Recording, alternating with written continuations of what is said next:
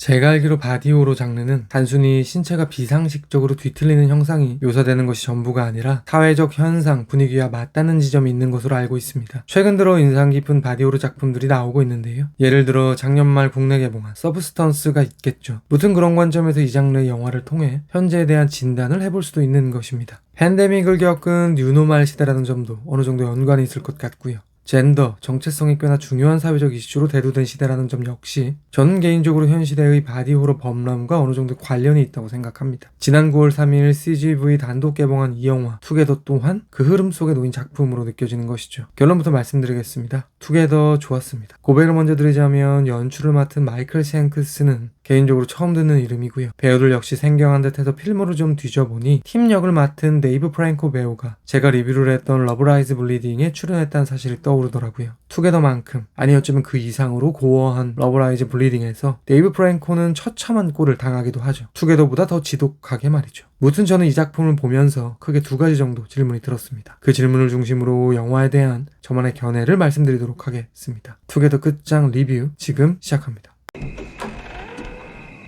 I love you.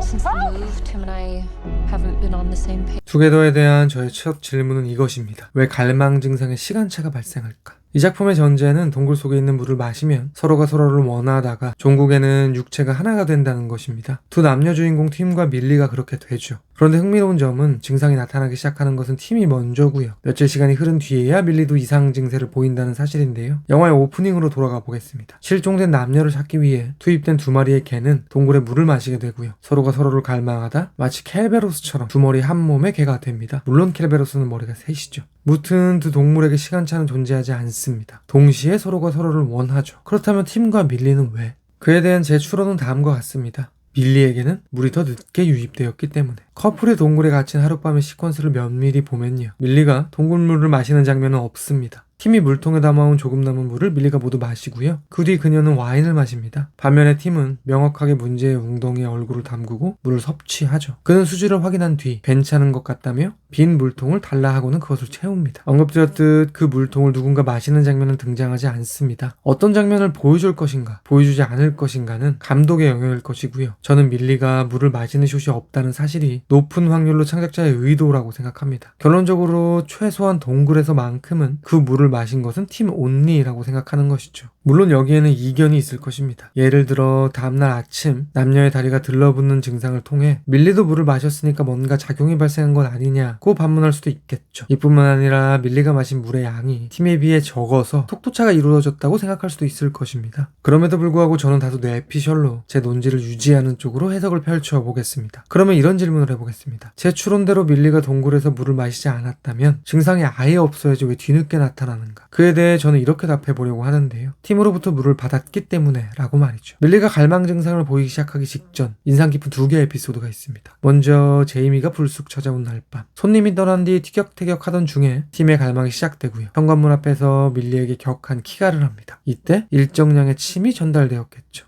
보다 더 강렬한 물의 이동은 두 번째 에피소드입니다. 공연을 위해 도시로 떠나려던 팀은 강력한 증상 발현이 시작되어 밀리의 학교에 찾아오고요. 그들은 화장실에서 폭발적인 섹스를 나누게 됩니다. 이 순간 팀의 정액이 밀리에게로 유입되죠. 화장실 섹스 이후 둘의 성기는 붙게 됩니다. 살점에 뜯기는 고통 끝에 분리가 되긴 하는데요. 영화는 그들이 고군분투하는 과정 중 삽입된 페니스 일부를 카메라에 담아냅니다. 저에게는 다음과 같은 정보를 전달하려는 의지가 느껴지더라고요. 이들은 콘돔을 사용하지 않았다. 그러니까 물을 머금은 정액은 밀리에게로 확실하게 전달되었다. 말인즉슨 저는 팀의 체액이 밀리에게 들어오게 되면서 밀리의 갈망이 시작되었다고 생각하는 것입니다. 이것이 시간차의 동인이라고 진단하는 것이고요. 그런데 이러한 양태는 비유적인 관점으로 접근해도 흥미로운데요. 챕터 1의 마지막으로 그에 대한 이야기를 드리도록 하겠습니다. 팀과 밀리의 관계를 살펴보겠습니다. 둘의 관계의 궤적은 변하는데요. 이렇게 말할 수 있을 것 같습니다. 팀과 밀리는 비유적 모자 관계에서 완벽한 연인으로 변한다 라고 말이죠. 영화의 어느 시점까지 그들은 엄마와 아들처럼 보이는 것도 사실입니다. 팀은 밀리에게 의존적이죠. 운전을 하지 못해 연인이 없으면 원거리 이동을 할 수가 없고요. 무엇보다 경제적으로 완벽히 속박되어 있습니다. 집도 차도 모두 밀리 소유죠. 그에 대한 진한 소재가 있다면 바로 음악일 것입니다. 팀은 뮤지션이라는 포기하지 못한 꿈이 있는 것 같습니다. 많은 예술가들이 그런 것처럼 안타깝게도 그는 성공하지 못한 채 35살이 되어버린 비운의 기타리스트인 것인데요. 엄마 밀리는 그것을 통제하죠. 데모가 녹음된 팀의 스마트폰을 쌀통에 숨기기도 하고요. 은유적으로 표현한다면 아들 팀은 엄마 밀리에 대한 갈망으로 인해 모든 악기를 기차역에 내팽개쳐 두기도 합니다. 염원하던 투어 리허설도 참석하지 못하는데 말이죠. 그러니까 엄마에 의해 아들의 음악은 저지되는 것입니다. 어쩌면 밀리는 팀에게 이렇게 말하고 싶지 않았을까요? 아들, 이제 정신 차리고 먹고 살 궁리 해야지. 무튼 나침반을 보면서 방향을 찾지 못하는 어른아이, 그러니까 엄마가 향하는 곳을 졸졸 쫓아다니는 맨차일드 팀은 밀리와의 섹스 후 비로소 오롯한 성인 남성이 되는 것입니다. 그 시점부터 밀리의 갈망이 시작되는 것이죠. 모자 관계일 때 불가하던 것이 육체를 섞는 연인 사이가 될 즈음 가능하게 되었다고 해야 될까요? 즉 저는 지금 투게더를 프로이트적으로 읽고 있는 것입니다. 화장실 거사 후 밀리는 제이미에게 변명을 하러 가는데요. 그 직전에 팀과 한바탕 한 후 그에게 비수를 꼽습니다. 너랑 지내는 것은 마치 시체와 함께 있는 것 같아 라고 말이죠. 이 워딩은 보통 사람들보다도 팀에게 더욱 강렬하게 다가올지도 모르겠습니다. 왜냐하면 그는 시체에 대한 강력한 트라우마가 있으니까요.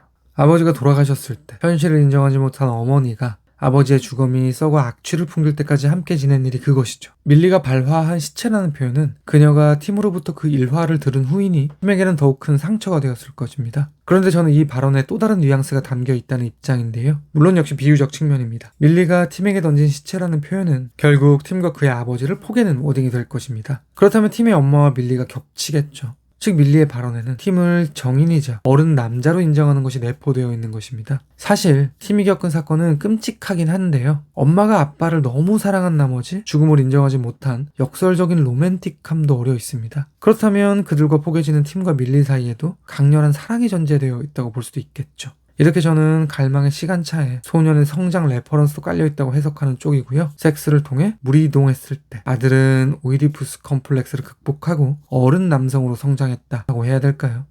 When you roll over, then you're on my hair. Tim.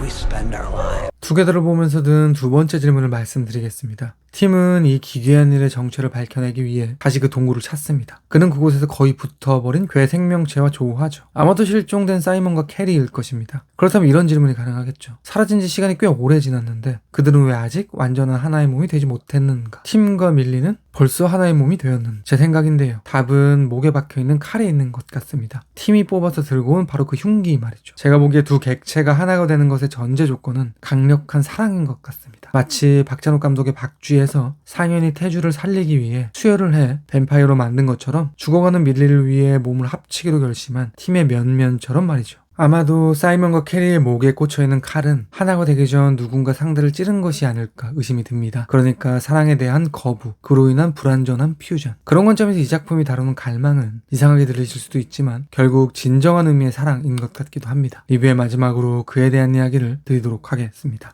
투게더의 사랑은 전지전능해 보이기까지 합니다. 커플이 함께 굴에 들어갈 때, 밀리가 운전을 하고 팀이 샤워를 할 때 등등 영화에서 부감은 인상 깊게 사용되는데요. 둘이 한 몸이 되는 전 과정을 지켜보고 조종하는 초월적 시선 같은 게 느껴지는 것이죠. 극중 둘의 사랑을 막는 것은 세 가지 정도 존재합니다. 세 가지는 모두 실패하죠. 첫째, 주변 친구들. 밀리의 절친은 팀에 대해 은근히 흉을 보며 둘이 갈라서기를 종용하기도 하고요. 팀의 친구들은 음악 활동을 하는 쪽으로 그를 유혹하기도 합니다. 그런데 이것은 전혀 통하지 않죠. 둘째, 팀의 부모님. 이렇게 말할 수 있을 것 같습니다. 팀의 부친과 모친은 팀과 밀리의 관계에 태클을 걸고 있다라고 말이죠. 팀의 첫 등장을 떠올려 보겠습니다. 도시를 떠나게 된 팀과 밀리를 위한 파티가 진행 중이고요. 팀은 방 한 구석에서 앨범을 뒤적이고 있습니다. 어쩌면 그는 연애 초반 뜨거웠던 시절을 떠올리게 할 스파이시걸스의 앨범을 찾고 있었던 것인지도 모릅니다. 팀은 밀리에게 말했죠. 우리의 결혼식 때 깜짝 이벤트로 이 앨범을 틀려고 했다고 말이죠. 그런데 그가 집어든 것은 예상치 못하게 발견한 부모님의 사진입니다. 저에게는 스파이시걸스를 통한 로맨스를 부모님이 막고 있는 것처럼 느껴지기도 하더라고요. 하지만 결국 영화의 끝자락 그 음악은 턴온 됩니다. 부모님의 저항은 영적인 영역에서도 진행되는데요. 파티가 끝난 밤, 팀은 악몽을 꿉니다. 꿈속엔 두 가지 상황이 펼쳐지죠. 팀에 대해 자신에게 기생하고 있다는 식으로 말하는 밀리의 면면이 있고요.